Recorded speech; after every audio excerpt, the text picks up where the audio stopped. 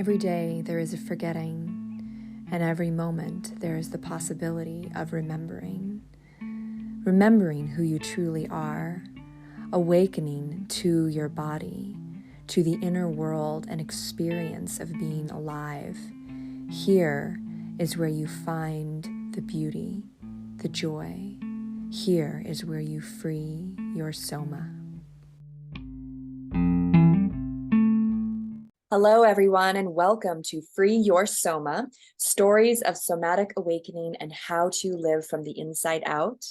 Today, I have Dr. Maya Shakti here with me. She is a licensed clinical psychologist who focuses on helping women create self-care in all spheres of their lives. She practices an array of effective modalities from EFT, the emotion code, EMDR, Reiki, pranic healing, and so much more. She addresses a wide variety of challenges that people face in this modern world, from burnout to chronic fatigue and other psychosomatic issues. I'm excited to have Maya here today. We had a very awesome happenstantial kind of synchronistic meeting at a festival in Oregon a few weeks ago. And yeah, I'm looking forward to this conversation. I know you have so much to share and lots of really fun stuff that we're going to explore today. Thank you. Thank you, Amy. It's such an honor to meet you and to have that happenstance. It still tickles me the way we know the same person in Hannah Somatics. And I'm so grateful that you invited me on this podcast. I'm so excited to have our chat. Yeah, absolutely. So we were talking just a little bit before we started recording, and there's a story as to how you became the person sitting here right now. I mean, everybody has that, right? The story of like how you came to be a psychologist who's practicing such an array of kind of alternative modalities. Maybe you can tell us a little bit about your background and, how you got into, psychology and this realm of study. That would be wonderful. Yeah, I would say I knew early on that I wanted to do something in the healing arts, something. And essentially, it definitely started as a healer to heal themselves. Because as a young kid, it was just hard. I think, there wasn't as much information out there as there is now about empathy and about sensitivity and feeling other people's energy. So I was just a little kid bombarded with everyone's stuff. And because no one told me that, I'm actually feeling other people's stuff, I just thought I was going crazy, feeling a lot of, emotions and things that I just didn't know how to make sense of it, which now I have developed an understanding of that. So it would be just like me sitting in Barnes and Noble in the self-help section, reading and trying to figure out like how to feel better. That was really where it all started, like that desire to feel better and the belief in myself that like I could feel better, and that was always like the driving force. And so from there, in where I was from and kind of what was surrounding me, psychology was the only healing arts that I was aware of. And so that seemed like the most obvious, avenue. So I studied in psychology, and I just kind of, continued that and got into the doctorate level, then became licensed. And from there, I realized that the therapy wasn't actually helping me. As much as I believed in it and as much as I was like fully signed in, I was even in psychoanalysis, if people know what that is. It's like when you go to therapy 4 times a week for, an hour each session. And I was kind of just engrossed in the psychological world. And even though I was like preparing to become a psychologist, I wasn't actually feeling any better. And so that's kind of where my journey started to separate from the West to the East. And so as a young psychologist, because I got into it, kind of streamlined, at 26, I was licensed. And by kind of right before 30, like 28, 29, I already was in my own private practice. And as a young woman, I was just feeling really burnt out, really exhausted, like mentally not nourished. And I kind of was like at a crossroads. I was like, is this what my life has to offer? Like, I'm educated, I'm successful, I have everything I've always wanted because I've worked towards it. But the very thing I always really wanted was like internal happiness and peace, only that. I didn't have. And yet I was meeting clients every day, trying to help them achieve what I myself didn't have, which felt really like a cruel joke. And so I just recall this one moment where I was sitting in my office. It was so beautiful. I had like really put a lot of intention in creating this beautiful space where people could feel comfortable.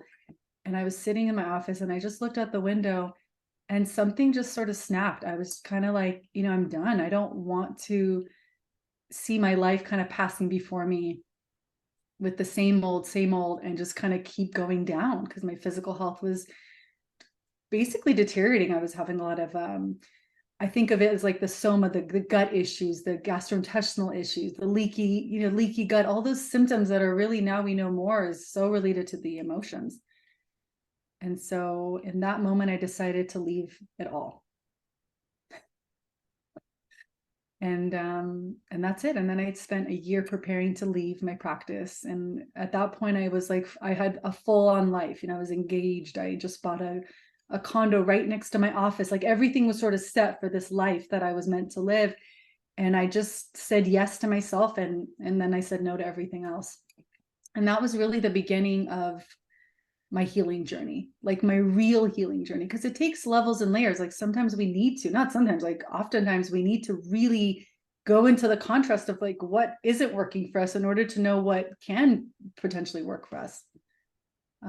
So I don't know if you want to pause there, but like that's where I decided to go to India. And Yeah, wow, that is an incredibly brave thing to do. And I love that, once you really felt what was true, which was that this was not working for you, you were really dedicated to finding your way out of those circumstances. I mean, taking a year to like leave your practice, it seems like a very calculated thing to do, rather than, a lot of times when people leave it all behind, they do it very impulsively, and they just drop it all and they are, maybe a little irresponsible or something, right? But it sounds like you were dedicated to yourself enough to actually take the time to walk away from things.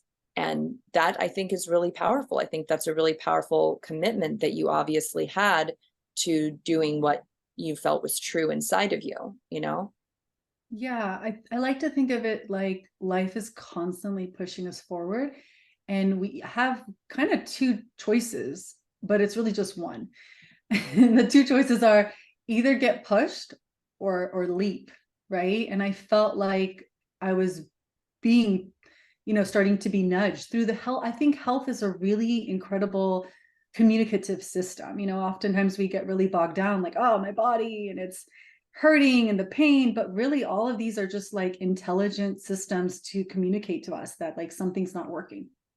Like if I was cooking dinner and I got burned, I wouldn't be like, oh, why did I get burned? It's more like, oh, like don't touch the stove or don't be so close. Like it's all communication. So I feel like people often reflect to me that I'm so courageous, but I do, I'm sure other people can relate to this, that when you're in it, it doesn't really feel like you have much choice, because it's like I would have these conversations with my body and it was like really, it was really wild. Like I would even start like I would almost like play with the idea. I'd have a really good day with sessions. I'd be helping people. I felt so like at service, and I'm like, could I really leave this? Like, and then I would talk to my body. I'd say like, maybe I'll just stay.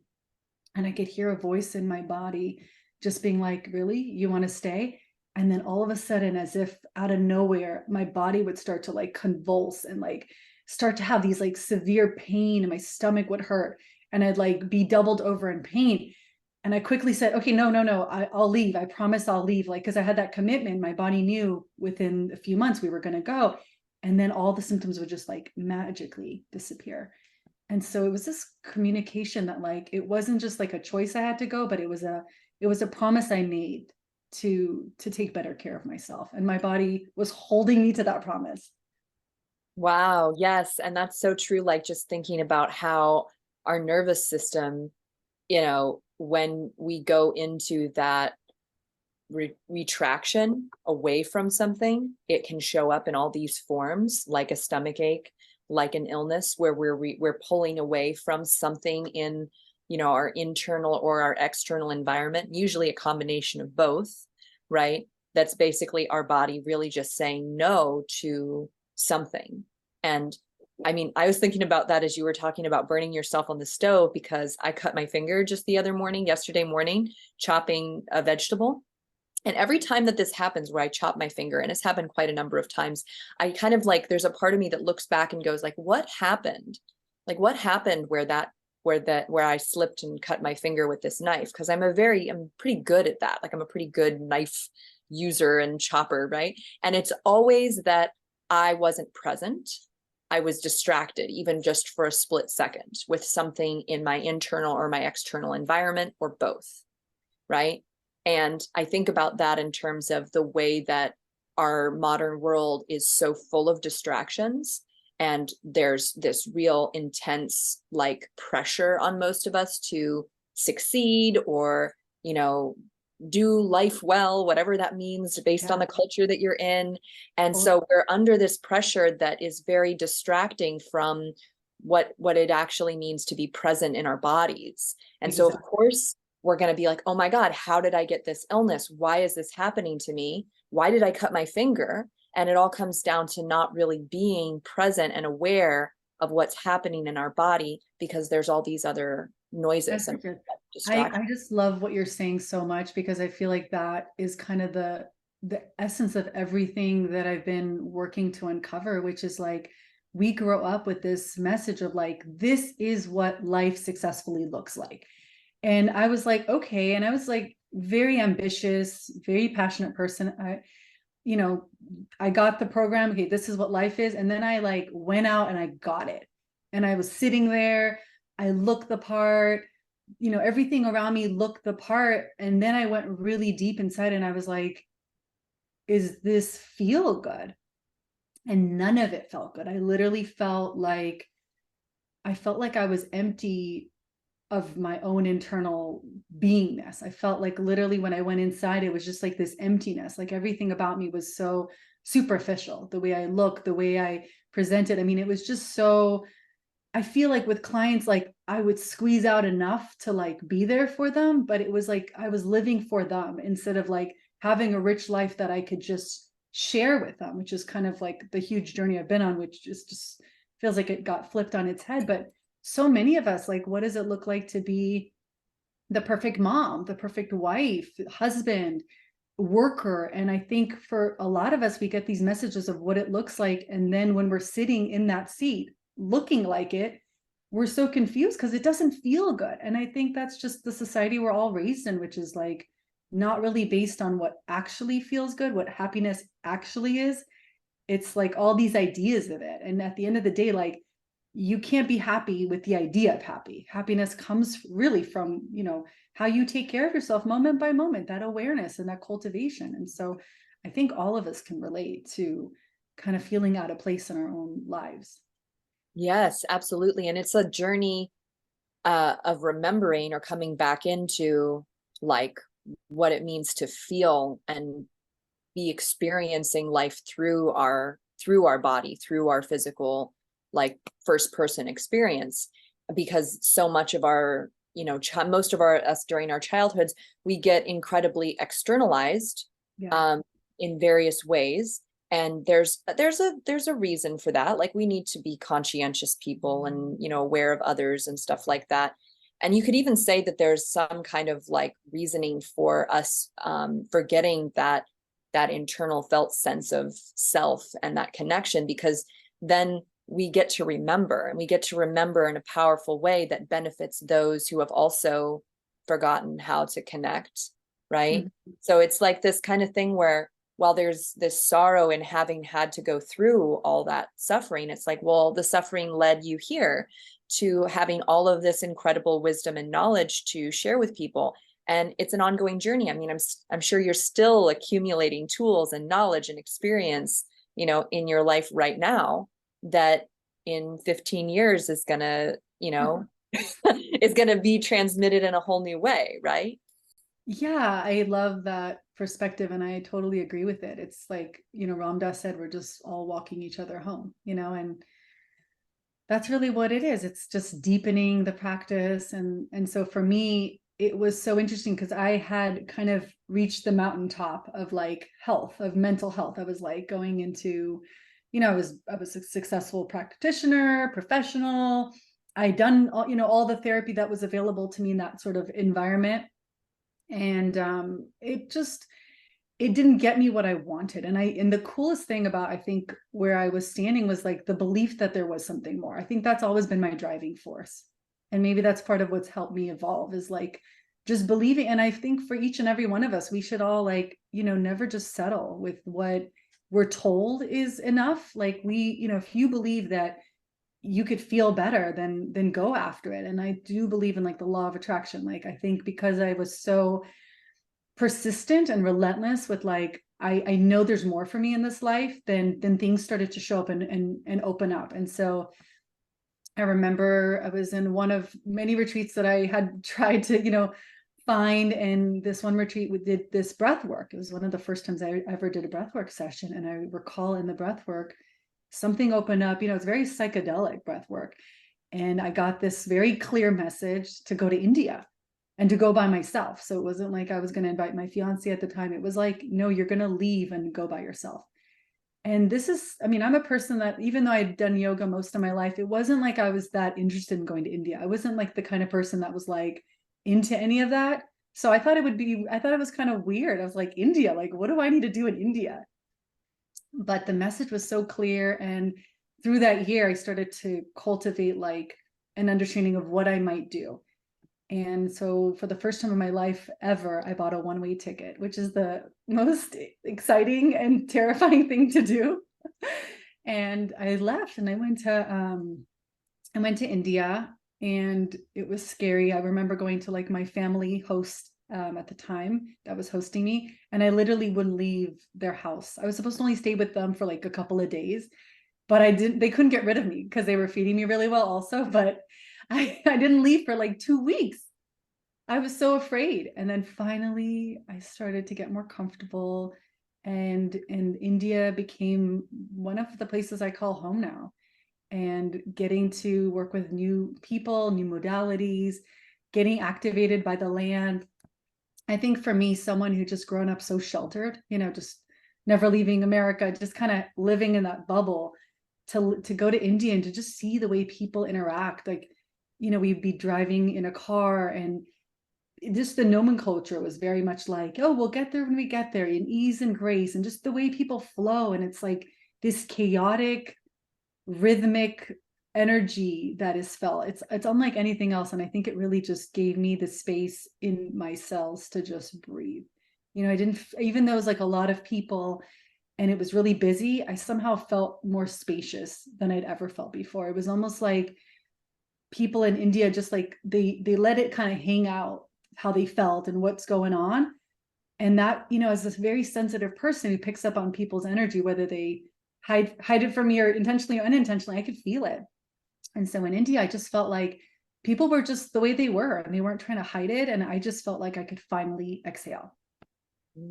Yeah. Oh, I relate so much. I went to India also, and it was a really big turning point for me in my life when I went in 2015. And, I think it's really great that you actually stayed with a host family for 2 weeks and let your body acclimate. I think there's sense to that, because Yeah. sometimes, just even getting used to the air and the bacteria and all of that, like, yeah, I did something similar. I ended up staying with an Indian family for like the first, week or two of my experience there before I felt like brave enough to step out. What part of India did you go to first? So it was all kind of just being guided. I didn't really know too much, remember, about India at the time. And I had heard about this guru called Osho, and he had a center in Pune, and it was like very secure and safe. And I felt like that'd be a good place to kind of open up and unwind. Because again, I didn't even know what I was doing in India. It's kind of like I went on the journey without understanding why. I just knew I had to go, and I just followed my guides and my intuition. And so on the journey it became more evident, oh, this is why you're in Pune, to meet this person. It's kind of like, looking backwards. But at the time I started off in Pune. I went to the Osho Center. And then from there, it was just like spiritual boot camp, which as a person who identifies as like a major healer junkie, I was like in heaven. I mean, it was like morning meditation, dance meditation, silent meditation, walking meditate, all kinds of meditation. And I was just like, I felt like I found my home. I found my people. I was so happy. And that place, I did a lot of detoxing. I did this intense meditation. It's called Mystic Rose, something like that. And it was a 3-week workshop where the first week, all you do is laugh for 3 to 4 hours a day in a room with a bunch of other people. You just laugh, which is excruciating. I don't know about you, but that was so hard for me to like laugh, and you had to laugh. And so all these technologies really caused me to like open up in ways that it's kind of like what we talked about, like the emotions code or somatic. It's like this laughter, or then we spent a week crying every day. We had to cry for 3 hours. And what it did is just loosened up all this stuff that I think I accumulated over the years, over the graduate school, over my whole life. And so after that workshop, I feel like I lost like 100 pounds of like stuck energy, and I felt like so free, and my dancing became more beautiful, and I just felt like literally like the light from my face started to shine through. And it was like I got to know myself in a whole different way, not just Maya, Dr. Maya, what she can do for you, but actually become my own person. And I didn't tell anyone I was a psychologist. I kind of just allowed myself to be myself and not, my title, which never really resonated with me. I always felt like just because someone goes to school doesn't make them know any more than, someone that they're working with. Yeah, yeah. Oh, that was at the Osho Center that you did these. Yes, because Yeah. I wasn't in Pune, but I did an Osho meditation that was like this 3-hour, 4-hour experience. It was like a 14-step meditation that I guess wasn't actually created by Osho, but was created by his students. And it was Ooh. something very similar. Like it took us through this process where each step of the meditation we had to like do or embody or make vocal some kind of experience. Like there was a crying section, there was like a laughter section, Yeah, that's what it there was. was, Yeah. yeah, there was like a sexuality section, but this was like just in a condensed period of like 3 or 4 hours, versus what it sounds like you went through, which was like much more extensive. But you got to think about like kind of this idea that you mentioned with the emotion code, like all these different experiences that we've had in our lives that just got stored or put away somewhere because we didn't have the space or the time or the tools to process it. And so it's just sitting in us, like you said, this sort of stagnant energy. And then you do something to really shake that up. Maybe you spend, 3 hours crying, but it's not all authentic crying. It's like some of it's pretending to cry, some of it's just making the face of crying, some of it's making the body posture of crying.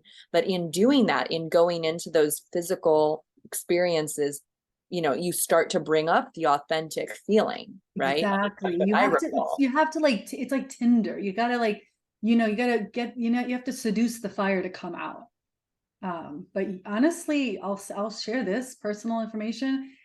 Crying, laughing was harder, actually, like excruciatingly harder than crying. Once I got like the system ready for crying, I was like relieved. I was like, thank God we're done with the laughter week. I think it was the hardest week for me to just laugh. And I realized then that I'd become so serious. Being a psychologist is like so serious. Everything was so serious. And I like got stuck in that face. Yes. So the Oh, yeah. laughter cracked me open, and I actually realized that I'm like such a silly person. And the whole group, ended up like kind of calling me the clown, because I would like embody this clown. And it's like so funny because like if you meet me, you're like, I wouldn't see that on me, but that was like the little Maya that I used to be. That was who I was before I had to kind of like become so serious in society. And what does success mean? It means like holding this, sort of statue, and all this stuff that we start to like. I think what Osha really like did well was like teach us how to crack open the glass that we've like encapsulated ourselves in. Right. Yeah. Have And fun.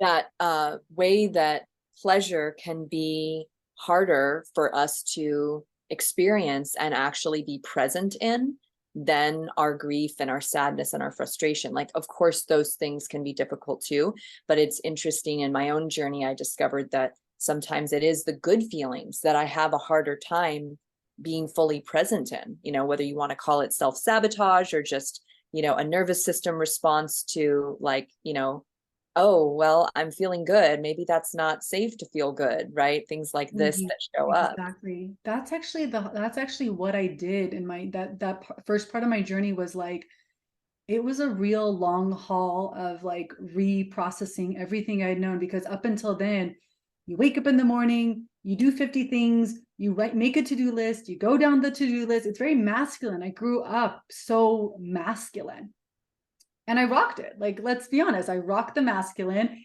And, as a consolation prize, I lost my femininity. I lost my joy. I lost my inner like freedom. And so yes, I succeeded in masculine, but I feel like that's where I just felt like I was being let down by everybody. I was being let down by the way I was raised, the society. That initial part was just so masculine. And here I was like almost nearing 30. Actually, I was 30 at the time. So yeah, I was 30 at the time. Didn't feel satisfied in my relationship, my intimate relationships. Didn't have kids, which was something I really always felt was like a calling for me. And so it was kind of like I had everything everyone else wanted for me, but I had nothing that I wanted for me. And that's why when I went to India, it was kind of like I was getting broken open in all these different therapies that I never learned any of this academic stuff. Like, to me, the only academic stuff I learned was like cry about it, talk about it, talk about it, and then talk about it some more. And I mean, I'm so professional. Like, I know exactly my issues, how and why. And that didn't really help me. And I feel like a lot of people in therapy, at least like what I've just noticed, some things people generally say is like, I've been to therapy this many years, I know what's wrong with me. But my passion and my joy was like how to take what you're struggling with and actually just like heal it. Like, do you want to keep your story, or do you want to actually like go on to a new story? Because there's always a new story, right? We're never, we're not going to like be officially healed and cleared, but we can enjoy a level of like joy and pleasure now, and we don't have to, I don't know, self-flagellate ourselves to feel like we deserve it. And so Right. that, yeah. And have these kind of natural conclusions that can come in when we work through something all the way through to some kind of completion, even if that thing is going to come back around again for like another, iteration, right, in our lives. But having that moment where we actually take our body through the complete experience. And that's actually something that I've recently been able to kind of verbally describe about what we do in Hannah Somatics. And you know what this is, so it'll be kind of fun to share this with you. But Yeah, kind of our brains really crave a beginning, a middle, and an end. We crave this like linear experience so that we can kind of, start something, do it, and then end it. And maybe we do that over and over many times, but that's literally what we're doing in Hannah Somatics. We do a movement, and it might be a very tiny movement. And then you slowly come out of the movement, you release the pattern. And then at the end of the movement, you relax for a moment and you complete the pattern. And we do that over and over again to rewire and change the way that your musculature is held on your body. But really, this is just a way that our body systems, they crave that. We have morning, we have daytime, and we have night, right? It can be seen everywhere that we have these cycles and we go through them and we complete them. Well, what happens when we don't know how to complete something, when we don't know how to actually let something conclude? We're running in this loop, this same story that we're talking about and we're talking about. And I remember being in that too before I discovered somatics, is just talking about my problems. I was in therapy from the time I was 16, talking and talking and talking myself in circles with no conclusion. Exactly. And so I'm not at all in any way, shape, or form trying to harp on therapy. It has a place, but if you look at the history of it, like think of the era that, Freud was in, it was like the Victorian ages, right? It was like women were like literally buttoned up, like literally, like not just their physical clothing, their bodies, but their lips. I mean, they were like zipped up and shut down. And so for a woman to sit in a room privately with a man who is, men are more of an authority, more of like the professionals, right? They're the educated ones back then. And to get to speak about her innermost feelings, I mean, who needs an Osho shaking session or a laughing session or crying session? That in and of itself was unbelievably revolutionary. Mm. Now, fast forward, like, many years. I mean, women don't, we talk a lot. We can have a Freudian sort of speaking session with our girlfriends. Like, we need something more. Just like I always say, like, whatever iPhone you might have started off with, it served its purpose, but like, we constantly have to upgrade and evolve. And so I think therapy and where it started is perfect, as all, we all have to go on the shoulders of, our ancestors and of our parents, and, hope that our parents, raised us hopefully better than their parents raised them. And hopefully we could take what our parents taught us and kind of like evolve from there. And so to me, therapy was super helpful. And then at one point it wasn't. And then I evolved. And so for me as a psychologist, what I've always done, because that's just how I am, is I will go out and I'll be the guinea pig and I'll try new therapies that are really, maybe not as popular, in the area that I am in, like the area, the Western area. And then I'll incorporate it into my practices, but I'll incorporate it really seamlessly, because I won't just be like, hey, I tried this new thing and then like, here, try it on, but I'll have embodied it. I'll have integrated it. And then it's like, how can I not share this with my clients? How? I mean, like, do I not want to help them? So I've never actually stayed in a box of just talk therapy. And so people that tend to seek me out are patients that maybe have done a lot of cognitive behavioral therapy and are like, they're hitting a wall and they're like, I've done this, it's benefited me. And now it's like what you said, it's like now I've come full circle and everything's kind of cropping up again and I want to do it a new way. Yes, yes. And I mean, I am so grateful that I started talk therapy when I was 16, and I had multiple therapists that I saw up until my mid to late 20s. And then at different times in my life when I've needed a therapist, I've sought one out, and it's incredibly beneficial. And some people, and this is from my experience as a somatic educator, they need that first. They actually, just like you said, the buttoned up Victorian woman who has not even used her voice to share what's going on. That's like the first step, is just to say it, to speak it, to have someone hear you and be present and, speak back to you meaningfully, right?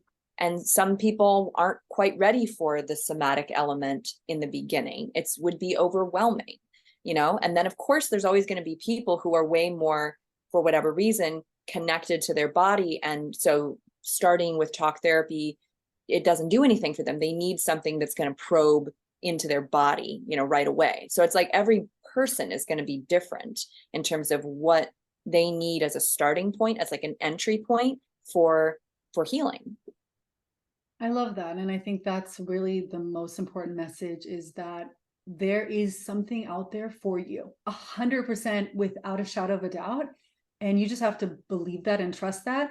And if the therapist you're talking to is it's just not feeling it, you're not feeling it, trust that. I always say to patients, like, they'll say to me, oh, I worked with this therapist and I didn't really feel it was helping me, but I stayed for a year. I was like, would you take like a supplement to like help you with something and you take it for a year? Would you take it for a year and like let an entire year go by without seeing any results? I'm like, I feel like people should have high standards and like they should expect results. And I tell my patients, like, if you don't see a benefit within like 2 weeks, within a month, a month and a half at the most, then like you need to tell me. Like I mean, I would most likely tell them ahead of time, but like I feel like people deserve to improve what they want to come and improve for. If you hired a plumber and he was supposed to help you with something, like you should see benefits. And I think therapists sometimes, I don't know, it must have been like in the therapy manual, I guess, but maybe I didn't read it. But it must have been like, because I swear a lot of therapists will say something like, you can't really expect to see results until like 6 months, or and I don't know, some people have positive results, some people don't. And I'm like, that's kind of a cop out. I feel like we should, if someone's paying you for a service, they should experience a benefit, and that's kind of like a certain morality law that I've taken on, which is like, it's like the law of non-harm. It's like, if I'm working with someone, definitely not harming them, but also if I don't see improvements, then like you need to let them go to find that other thing that can touch them, because one size doesn't fit all, I know someone right now that's in my family that she's working with a therapist and she's just in the talking phase. And I'm so happy for her. She's doing really well. For someone else, they might need that physical release. They might need that somatic thing. So yeah, for those listening right now, I would just say connect with what you're already doing and just trust, like, if it's not helping you, that there are other things out there. And luckily we're in a very rich environment right now, like all these modalities, like they're available, right, Amy? Like I didn't Yeah, have them back 30 years ago. absolutely. And, there are going to be combinations of things that are going to fit a specific person too, you know, and, maybe we can chat a little bit about some of the things that you discovered Yeah. when you went to India and how they became part of your self-care. Because, I mean, we talked a little bit before we started recording about self-care and how incredibly important that has been for you. And then for, your clients, and not just self-care, like taking a bath and like, doing the beauty things and like things like that we kind of associate with self-care, but like, what does it mean to have self-care in your relationships? What does it mean to have self-care in your working life? So how did these modalities that you have gathered, how did they support you in discovering that kind of self-care for your own body? Well, I feel like the self-care journey, as I think I've already mentioned, is not like it's something that you constantly, it's a relationship. It's not like you can just love your partner and then be like, that was the best day. I just like gave him a massage. I was nice. I did the dishes and like that's it. Like it's a journey and it's a relationship and it's kind of always shifting and changing because your body is not, the same. It's not stagnant. It's like the self-care I do right now is going to shift, next year. And, it's a journey. And so I think I read this book on hormones one time and it was, I think, Change Your Hormones, Change Your Life. And in the book, it was talking about how specifically in our 20s, we all have this like savings account of hormones. And so it's actually meant for us to kind of, we could be more, I guess, reckless and sort of like, that's when we build our careers, right? That's where we might go to school or work the hardest to sort of support ourselves later on in life. And so all I want to say is I definitely used all my hormonal savings account with graduate school and everything. And so for me, self-care now as a woman, in her late 30s it looks so different. It's like, how many clients can I see? How many obligations can I take on? How many chores can I do in one day? Everything is really thought out because I can't just do it all. Because even if I do it all, then I'll have to listen to my body. And my body will say things like, hey, that's too much. And so one of the greatest mantras that I've been living by for the past year or so is I want to live within the boundaries of my nervous system. I care more about that than almost anything else.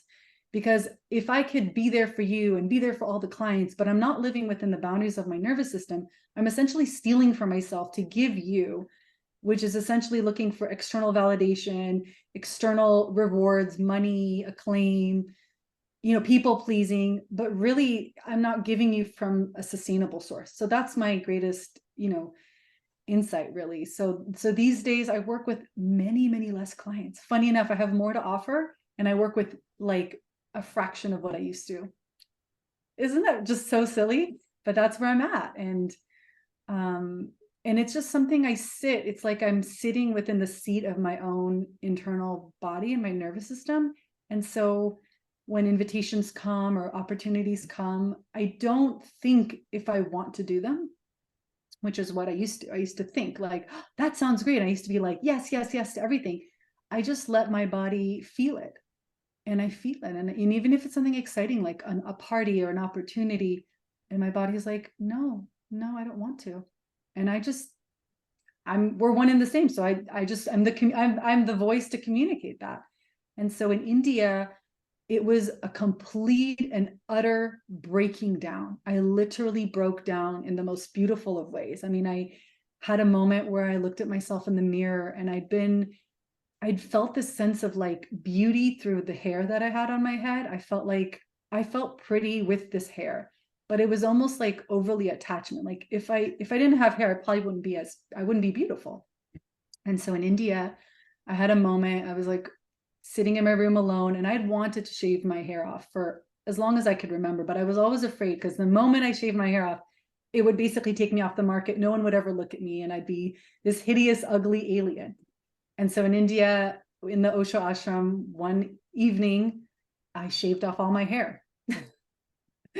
I started to do these initiations where I let go of everything I thought I was in order to rebuild myself from the inside out. And so I found Hannah Somatics in Oroville, and I didn't even really know what I was getting into because I was basically just saying yes to any type of healing that resonated with me. So Hannah Somatics was one of them, and it gave me the opportunity to move so slowly and see such a magnitude of positive effect in my body, but from seemingly nothing. I mean, literally, it felt like I was just sitting on the ground with my legs on the ground, my butt on the ground, and just doing nothing and feeling these intense releases. So it was kind of turning everything on its head. And back in the West, in America, I was like working out really hard, drinking, cold pressed green juices. Like I was doing all this like self-care, like masculine self-care, and feeling, like physically I looked healthy. I seemed great. Everyone's like, wow, you're doing life like really well. But internally, I was just so empty and so lost and so broken down. And now in India, I was actually breaking down, but physically losing my hair, I lost a bunch of weight. India can do that to you. and internally just like breaking down like these tension patterns. But I started to feel this sense of awakening.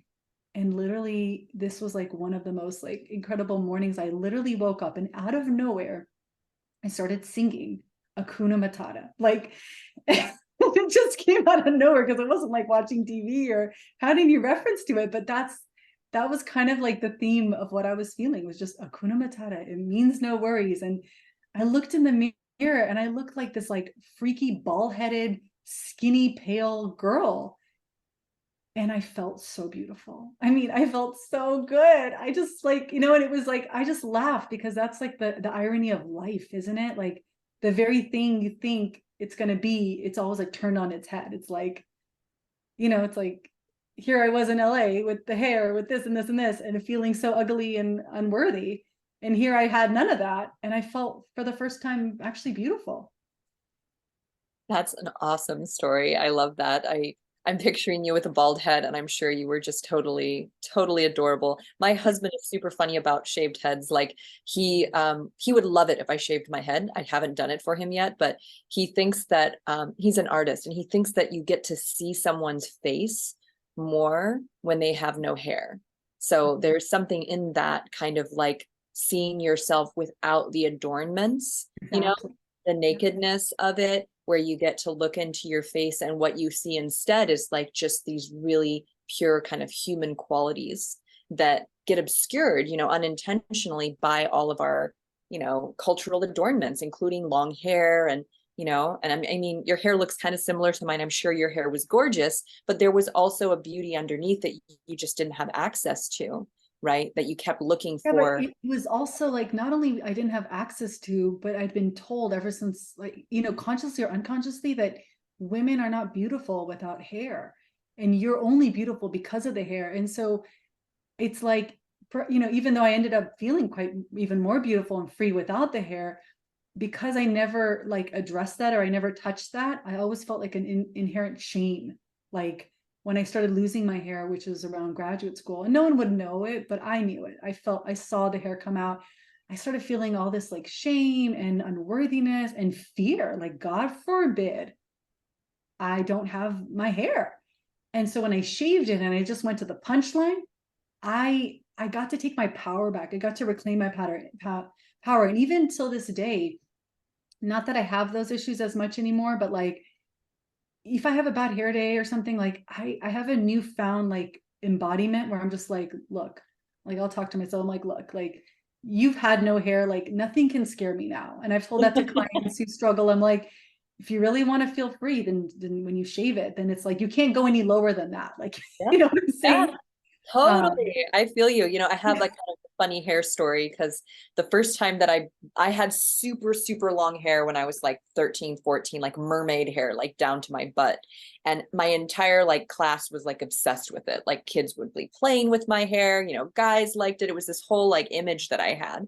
And when I was 16 years old, I decided to kind of do what you did, like that Joan of Arc moment where I just like buzzed off all of my hair. And my mom was like totally freaked out. She was like, "Oh my goodness," because I had a job at Wendy's. She's like, you look like a lesbian. You're gonna get fired from your job at Wendy's hamburgers." And I was like, "Mom, I have two bosses that are openly gay. It's a totally different world. Do not worry about it. I'm fine." And my boyfriend at the time was upset because he said that his mom always had long hair and he just felt that like women should have long hair. Yeah. Flash forward to years later, my hair's, pretty long again. And I have another moment like that where I just need to remove all of my hair. And I just went with a pair of scissors. And, it was kind of funny because it sort of coincided with Britney Spears doing something similar. It was like right around that time where Britney like shaved her head, and I just was like, oh man, I like feel you, Britney. Like I I really feel know. you. And so I did that again. And it's funny because this time a different boyfriend, he said, I just don't like when women have short hair because my mother always had short hair. And so it makes me think of my mother, and I don't want to, you're my girlfriend. I don't want to think of you like my mother. And I was just like looking at this going like, what are these weird synchronicities with these particular like partners that are, it's like it's just hair. Like I just kept saying that. I remember both times I'm like, it's gonna grow back, or maybe it's not, but like it's just hair. It doesn't really change like who I am, right? But it did for them. You know what? As you're speaking, I'm just thinking like, thank you for your projections. Here, take them back. They don't belong to me. Because that's what happened to me. And I was in India where long, thick, luscious long hair is revered. Not even revered. It's just like, it's a standard there. Yeah. And the women were really sad. They would like look at me because they were like, "You were such a pretty girl." And I was like, "Thanks." Um, but I really laughed because I had such a hoot the whole time because I could feel everyone else's projections, and it's something we can all do. It's like, as we're evolving and you start to look more like yourself, you ain't gonna look like other people. And so you will have to weather the storms of everyone's projections, the person you're with, the family, the mom, everyone's looking at you because you're basically cutting your hair or cutting yourself out of the mold. And that's going to cause them to have projections. But if you can clearly be prepared and laugh with it, know that they're not there. You don't have to keep them. It's just like a gift, like the Buddha says, like if someone gives you a gift and you don't accept it, whose gift does it belong to? Mm. I don't need to take on your projections. So people would look at me like, did you get cancer? I mean, I got all sorts of comments and I would just laugh because I was like, you know what? I saw that it was so not me anymore. It was all about other people.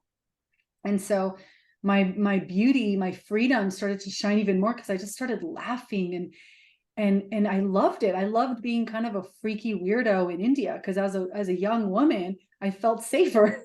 So Oh, it's totally. I kind of got like another, benefit of that. And so after that, I went to other places in India and everything was just so like flowy. And I'd meet this person, we'd travel together, it'd be like my travel best friend or travel partner.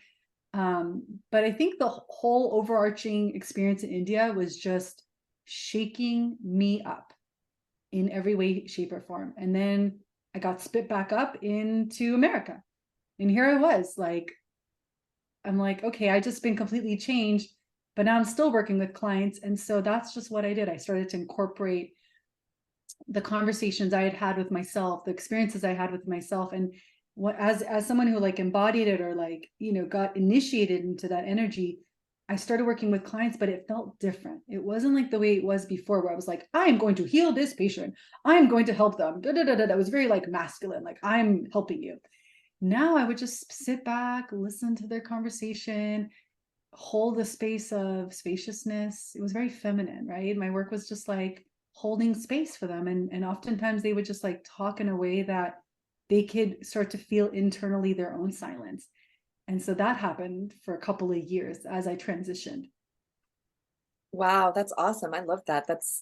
It's a different way of approaching a therapeutic, I guess, conversation, is sort of allowing the person to open, right? Versus opening them up, versus like an activity where you're sort of, and I don't want to use this word and like, the word that comes to mind is kind of aggressing, like a little bit more aggressive, like, okay, we're going to do this thing, right? And I'm going to come at you and we're going to do this, versus let's see what unfolds. Let's see what shows up here. What, as you talk and I receive your information, I receive your energy, not just the words you're saying, but your facial expressions.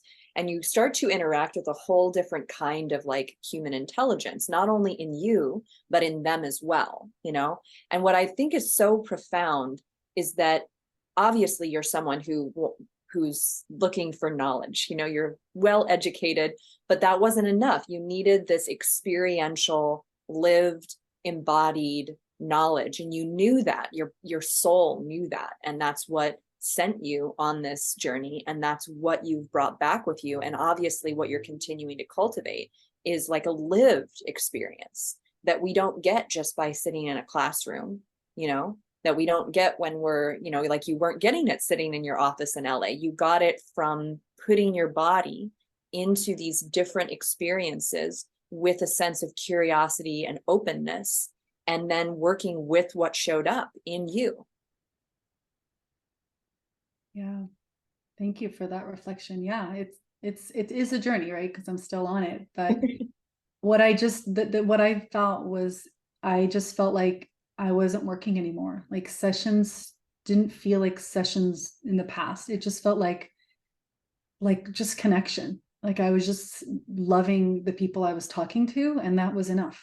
And they were getting helped way more than they were in the past. And I can't really say I know what was happening. It was just kind of a mystery to me because I was just showing up and I was just loving them, and then things would improve and I would just trust that I was being used. And so that's actually the time where the channel started happening. So I started to channel, and I didn't know it was channeling at the time. I was just like, wow, I say some pretty cool stuff in sessions. I don't know what it's coming out, but it's like, I was like, it's almost like I myself was listening to myself being like, that's some good advice. I was like writing it down, and it only happened with these clients. And so I started to realize like, oh, that's what channeling is. And so it was like, versus like the masculine, like I'm educated, I'm knowledgeable, I have the knowledge and I'm going to impart it for you because I paid, hundreds of thousands of dollars for this knowledge because I'm a psychologist. And it shifted to like, actually, I'm going to come to each session as empty as possible. And so I would, that's when my meditation practice really started to like become a regular thing, and meditating and holding still and being as still as possible so that something greater than myself can come through me and be shared. And so that's sort of why the therapy became so easy, because I kind of wasn't doing anything. Right. There's a quality of like, I want to call it like an undoing, but like it's just it's a different kind of activity. It's an interesting thing because I know just what you're talking about in terms of staying present and being empty for the experience to unfold in front of you versus trying to orchestrate something. Exactly. Like I used to have clients and I'd feel, I was always so young at the time, like when I first started, and I would have these like patients that were married with like a child. And I'm like, I don't even have a boyfriend put together for my life, and I'm here trying to help them. So I had to like, garner up this like bravado of like, I'm the, and then switch back to after India. I was like, no, I had nothing to prove. And I didn't even care. It's like all the people that were coming to me were like coming from the universe. Like I didn't even promote myself. It was just like an old client had told another person to come see me. It was like really weird how I even started working again, because I wasn't even like on anything like to promote myself. And I would just sit. And so the difference was like before I would have to like physically like put myself together to like give them something. And now I did a lot of work, but it was a different type of work. It's like the feminine work. I was doing a lot of preparatory stuff to be empty. And like it takes effort to be empty. If your cup is full, it takes energy to pour it out, to clean it out. So that's what I was doing. I was doing different kind of work. It was more of the feminine. So meditating, spending a lot of time in nature, and also like really being aware of like my surroundings, like not being in the city anymore. I left the city. I started to travel. I moved to a different, state, a different city, living in nature, surrounded by trees. So when people would like call me for sessions, I was just in a better place in my own life. And so I can just more easily work versus in LA, I would have to do so much just to be available for a patient. I'd have to like be on those cold pressed juices because my immune system was so fraught, the histamine, the leaky gut. I mean, everything was so nervous that I had to like combat it with like, constantly going to healers, psychologists, doctors, and, exercise, be on elimination diet so I could be there for the client. Do you know what I'm saying? So much efforting versus now I was just living, embodying a good life. I was feeling happy. So I could just share that without having to like, it's just like different. What are you going to focus on? It's like, are you going to focus on health? Or are you going to focus on getting healthy? There's two different things. Yeah, yeah. I think that having the right environment, and that's huge. And many of us don't know that we're in like a toxic environment for our nervous system until we experience something else, until we step out of it completely. We're not even aware, because it can be a subtle thing. Everybody else is living with this traffic and with this level Yeah. of noise and this level of disruption really to our natural rhythms, but we get so used to it that we don't notice until we experience the alternative. And I'm actually outside LA right now, and I was living up in the mountains, and then right now we're kind of in between places. We're figuring out where we're going to go next, and I'm definitely feeling that impact of being in a more densely populated area. Yeah, it's a lot. And so It is a lot, and people should be compassionate to themselves if you have to live, in a more densely populated area for, access to something your children need or for your work environment. And at the same time, it's still difficult. So like you can't just pretend like it doesn't exist, but how can you acknowledge it and then be kind to yourself and also proactively like work with it, because if we just completely ignore the fact that it's affecting us, then the body, like the stove example, will burn us and we'll be like, how? Like, that's very like harsh. Yes, yes. And like you said, there are all kinds of wonderful ways that we can support our systems when we are living in a more stressful environment, or when there are stressful periods that go on in our lives, where we cannot, simply escape this scenario at this particular moment. We have to stick through this experience to some degree, right? There's all kinds of things that come up in life where we kind of have to deal with this stress for a while, and then once the stress is over, do we have tools to recover, and how well were we managing it even during that time? Like my dad was in the hospital last winter, like on Christmas Day with severe sepsis, and there was simultaneously this other kind of occupational challenge that was going on for me. And it was just this period of time where I was just like, it's going to be really stressful for a little while. And I can't really change anything about that. But what can I do to just do small things to help mitigate the level of stress that I'm experiencing? And then following that, when the stress kind of was over, it's like I had to take time, and so those skills that you acknowledging that you took time, because that's not just easy to see that. I mean, that's amazing that you had that awareness to also know that, okay, I'm going to dip down into my reserves and then I need to go and fill it back up because I took from there, and that's okay. Yes, yes. And that's why we want to have those reserves available. And then, there have been times in my life where I didn't really have reserves available, and my body and my health dramatically suffered because, I really hadn't been taking care. But the more that we get in touch with our bodies, the more that we like start living in them and building pathways to be able to have access to it, like so many of the, modalities that you teach, that you offer, they are about creating new pathways in our body. to be able to have access and to be able to make changes real time to what our living experience is. And so when we have stuff happen, when shit hits the fan, right, that we have had some level of reserve, that we have some level of reserve that we can dip into when needed, a savings account. Exactly. And if you look at what you're saying, it's so important, because I would say most people don't, like, whether we're speaking metaphorically or like actually about dollar bills, like we are walking around without a savings account. Like they say most Americans, if they had, a car issue that is around $300-400, they don't even have the money for that.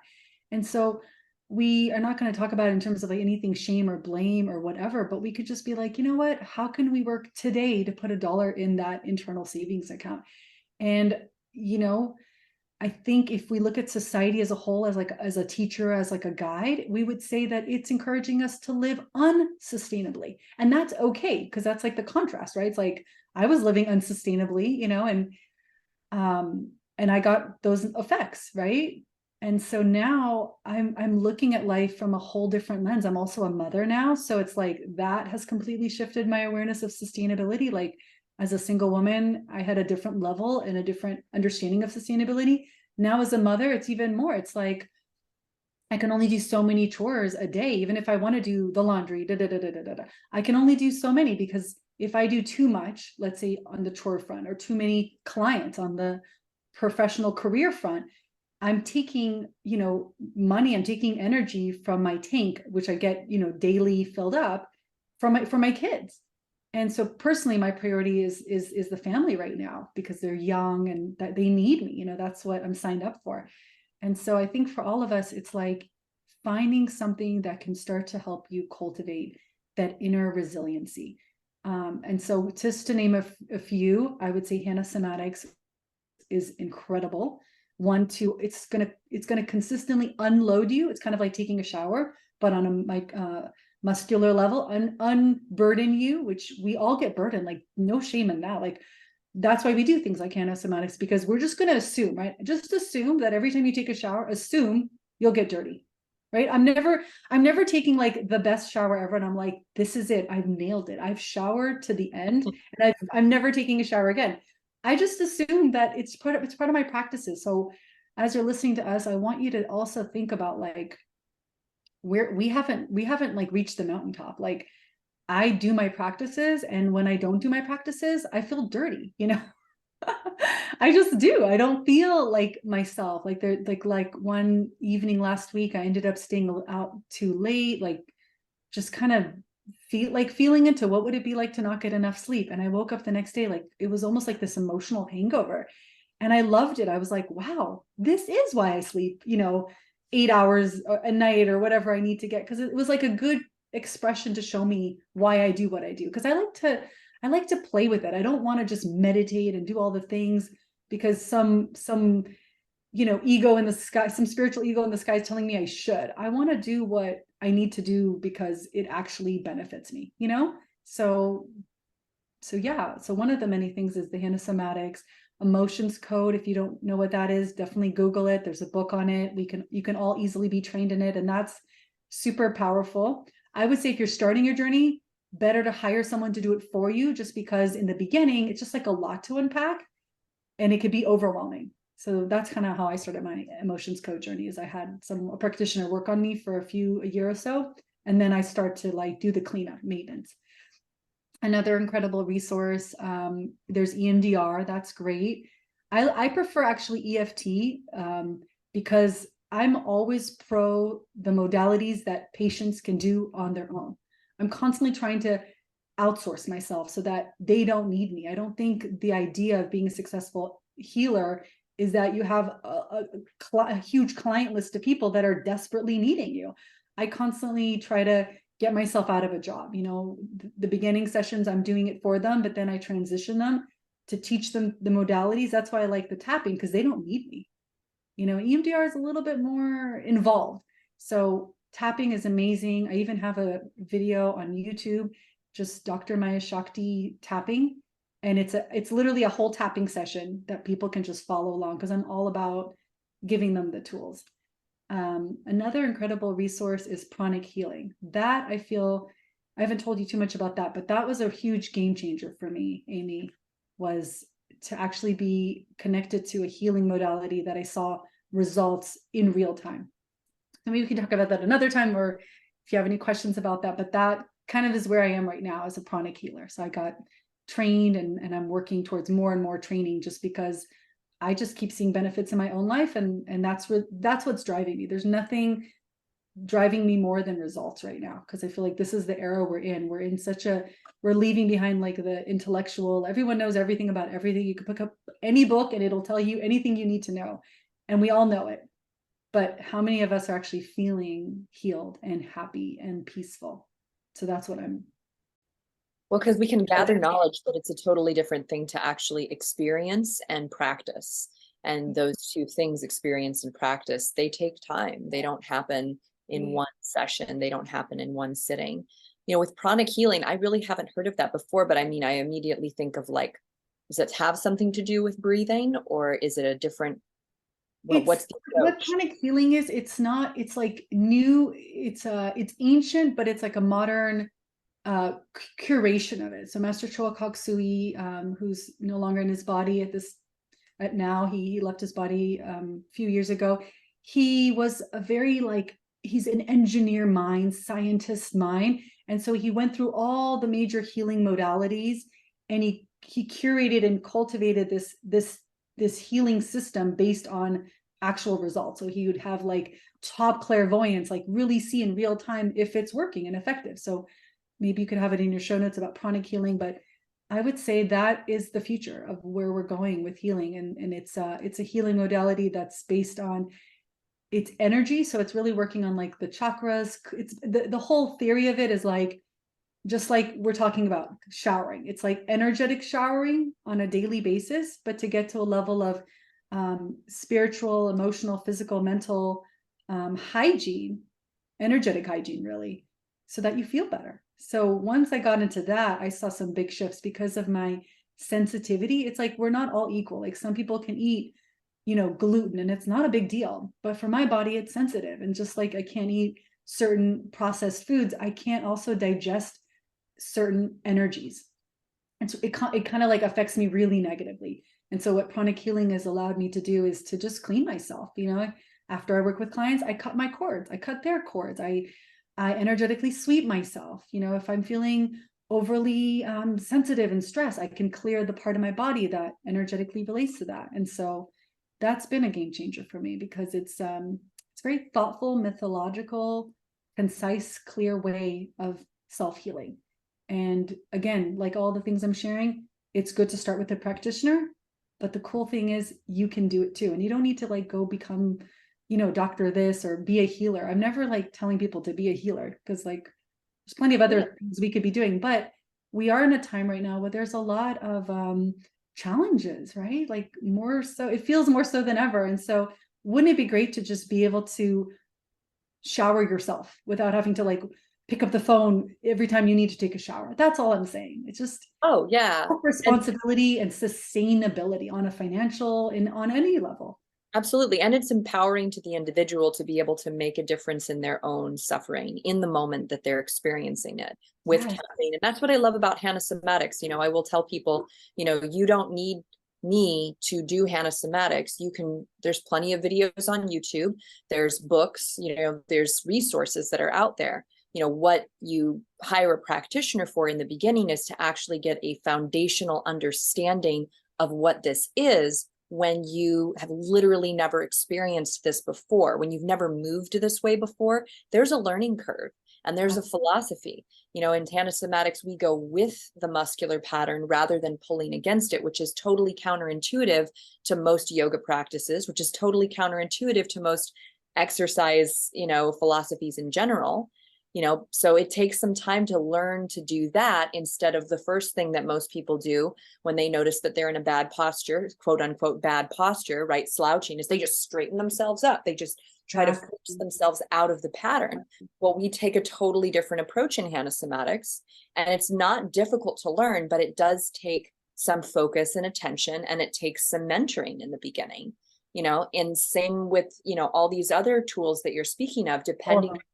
on All of them. how well you connect in with your body and the different things that are being held in your body. Just having a person there who's going to be with you in the experience can be fundamental in terms of your ability to actually go there and do it. And I think that's why, self-paced courses, learning from books, there's a very small percentage of humans Correct. that actually do that because it's a And lot. they do benefit. Some people do. Like, I'm not one of those people. Like, even the other day, I wanted to learn how to knit, and I pulled up the video, the YouTube, and I was there with my, and it's like so easy, but I could not do it. So I put the knitting down, and I'm gonna do a class. I'm the kind of person that needs to be in the field. When I was the early psychologist, I was in all the therapies, cognitive behavioral, psychoanalysis, and I was in all the therapies because I was like, if I'm going to be this person, I need to actually experience it myself. And now I'm just into like the healing thing, and I feel like it behooves you to hire someone that's way ahead of you in that modality. Stand on their shoulders. It's a shortcut. Yeah, But for those of us that maybe financially we can't get started, there's plenty of resources you can start with. Like, tapping is, I think, pretty easy and accessible. And there's certain things you can get started with now. So don't feel like it's like, I have to hire this amazing healer in order to do it. I'm just saying there's something for everyone, and meet yourself where you're at and know you can take those few steps. absolutely. And that you could also, depending on the kind of person you are, I mean, I've had people do one session with me, pay attention, really focus in on it, and then they just do it. And they're still doing it. And that they just got as much as they could out of that one I session. agree. You know what I mean? And there's people that's all they need. And then there's people that really require and need a lot more time with something in order to make it a practice that they carry in their lives, and that was me personally. I needed a lot more time and mentorship, and so that's part of But how maybe that's part of like I what you require, Amy, because you are teaching it at such a high level. You really need to like concretize the information into every being of your cell. And that's kind of like the higher, that's what you require, that sort of high level maintenance in order, because you're disseminating it so much. So it's like, I also resonate with that completely. Like, I almost tell people, like, am I like the slowest learner in the history? Because like, it takes me so long to learn something, even though it looks like effortlessly I know all these techniques, but I've like trained in them for years. But then when I get to the point when I teach it to clients, it feels really easy, but only because I've integrated it. yeah, So, not everyone's the same. And I think you need to ask yourself the question, like, be real with yourself. What kind of a learner are you? And just go from there. If you really need a lot, then maybe save money and like structure it so that you can do the work. You know what I'm saying? Like, we have to meet ourselves where we're at. We can't just like skip steps. absolutely. I guess, this has been such an inspiring conversation because I think, you're probably just a few years older than me. I'm 35 this year. I don't know how old you are, but like it just there's things that you've talked about today that really like resonate with me, being a mother, having a small child, also being like an entrepreneur, being a guide for others in their healing, and also just realizing so much this year that I need to like reevaluate how I use my energy, because there's these different areas of my life that require my attention and my energy. And if I get too focused on one area, that I forget about the other areas, you know, it's my life is going to let me know. My body is going to let me know. Your You child know, will let you know. my child will let me know. My That's the husband will let beauty. me know. All They of that. will. They Yeah. will. Yeah. Yeah. And so it's been such a fruitful thing to listen to, your experience and your journey. And I'm sure the people listening could also relate to these things, because they're really fundamental struggles that I think, especially as women, we're facing Yes. every day, because there is this We're like, facing it hard. We're facing it hard. yeah, Yeah. this modern woman who's the superhero, who's the super mom, who does all the things and runs a, successful business, and who keeps a beautifully clean house, and who makes healthy meals and all this stuff that like is sort of I'm laughing. looming Yeah. over us all the time, and then when we miss one area, and then we can feel like we failed, we can feel like we're not doing it, or and then that kind of stuff comes in, and it's really important to not only acknowledge that what we're trying to do is kind of an impossible feat. And it's like what I said about in the beginning, we're set up with that unsustainability. So don't try to win, because if you win in that unsustainable structure, you've lost. Right, right. But That's yeah, what happens with women. We're set up right now in a complete, it's like a complete wash. It's a complete loss. Like if you are successful in your career and you're doing the children thing, you're going to feel ashamed in one or both areas. You're never enough in the work, even if you are, and you're never enough with your kids, even if you are. And my advice to myself that you might benefit to hear as well, but this is my mantra for myself, is I am also a child of God. As are my children. They're my children, and I am also a child.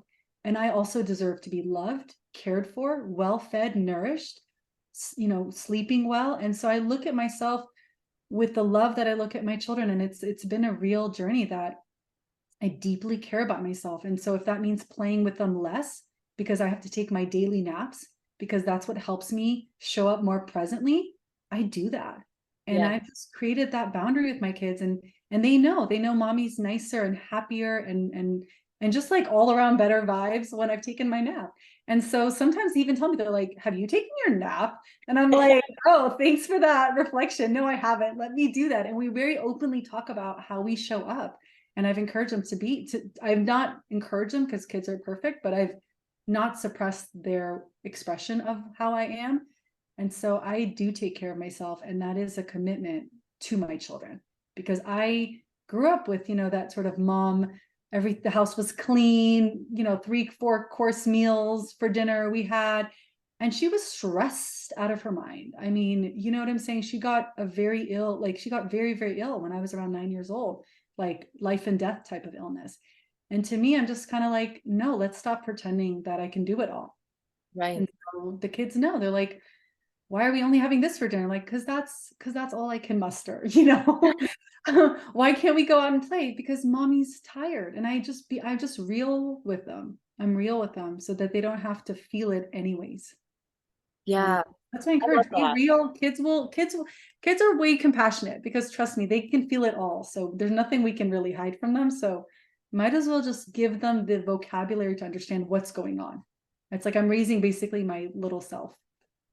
I love that. I'm gonna take that with me for the rest of the day for sure, because my self-care, and it's funny because how I grew up, my mom was also completely overextended, but Right? she was the breadwinner and like a single mom and working night shift, and the house was a crazy mess, and like my brother and I were making food like frozen burritos out of the freezer for ourselves because she was exhausted, and there are times when like I just catch myself being in that same pattern of just like trying to do it all and becoming overwhelmed. And it's like, what I really need in that moment is like to just once again see myself as I see my kid, like, oh, I need to eat something and I need a nap and I probably need to drink some water, and if I can just get those basic needs met and let everything else just chill for a moment, I can come back into that chaotic experience or what felt like a chaotic experience, and I can handle it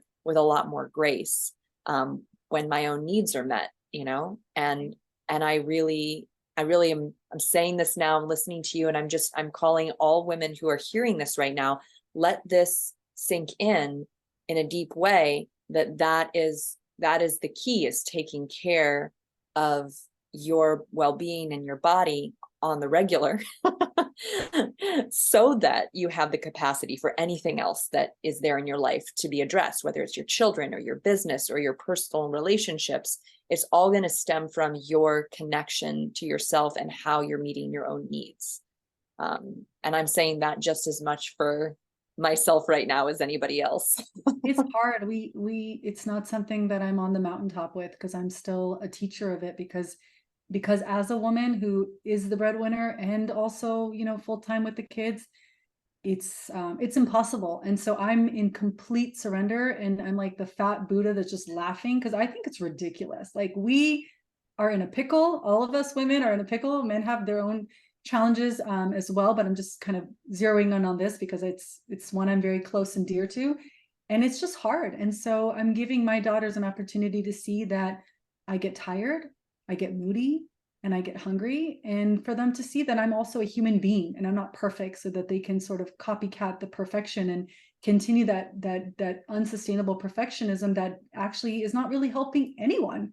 Because as a child who came from a pretty perfect mom, I had some severe, challenges of anxiety and overwhelm, and I did not know at all how to emotionally regulate. So that's my greatest focus right now on my kids, is like, yeah, they'll eat, yeah, whatever, but can they have their emotions regulated? Can they work on that? And how can I teach them something that I don't have?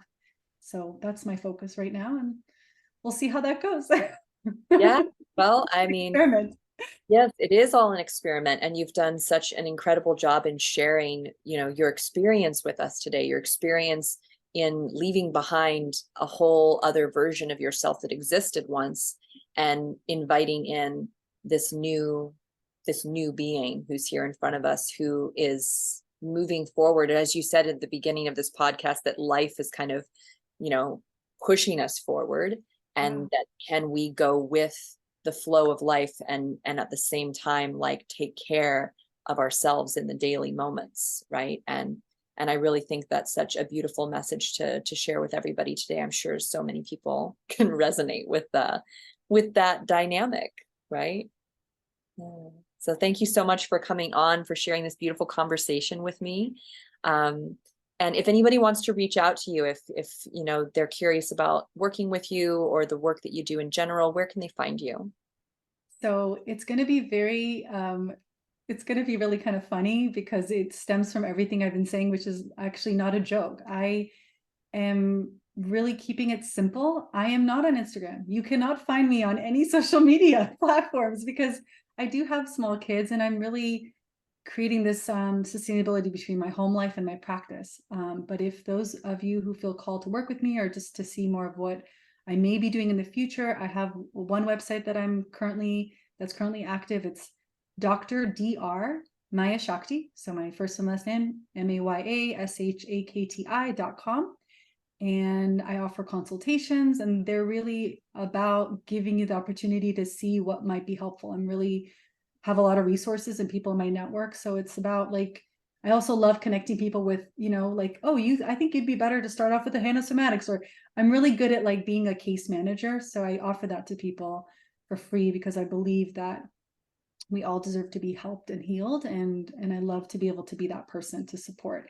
And they can also potentially book a session with me if it resonates, but that's kind of just what I'm doing right now. I'm keeping it really simple, Amy. As much as I want to fly and kind of do much bigger things in my career, that's kind of where I'm being called right now, is just to keep it simple until maybe my kids' ages have, once it starts to get older and I have more space in my schedule. So yeah, thank you for allowing me to share that. And I have enjoyed so much our conversation. It's been an incredible, like, opportunity to reflect and be reflected, and to hear. Oh, yes, absolutely. Well, thanks again. And we will be in touch, you and I. And to any of the listeners out there, check the show notes to find ways to interact with Dr. Maya. If you have questions, check out all these incredible resources that she spoke about, of these different modalities that can support you in your self-care and handling the stress that life throws at us, right? And healing from the things that have accumulated in our somas and in our life experiences. Thank you again. Bye-bye.